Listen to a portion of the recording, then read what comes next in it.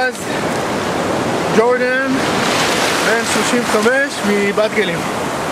אחלה, כמה זמן אתה עובד איתנו בועז? שנתיים או...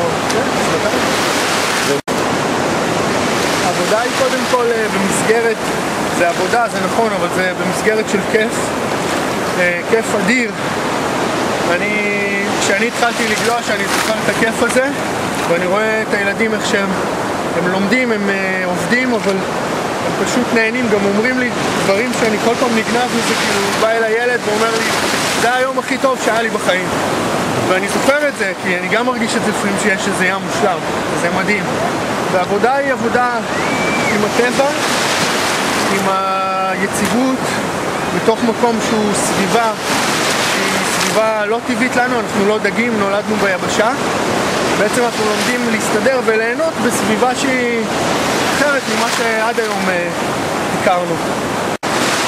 המועדון זה דבר נפלא שקורה עכשיו. הספורט הזה הוא ספורט אתגרי. כשאני התחלתי לגלוש לא היו מסגרות, כשאתה התחלת לגלוש זה היה ניסוי וטעייה. פה אנחנו בעצם מביאים את הילדים למסגרת שמכניסה אותם לעולם הזה האתגרי של טבע, של ים, של גלישה בצורה הכי בטוחה שאפשר.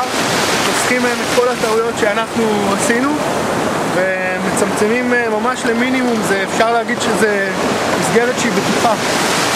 אתה ממליץ? אני ממליץ. את הילדים שלי אני אביא לים ואני אביא אותם לקרקע, ואין ספק.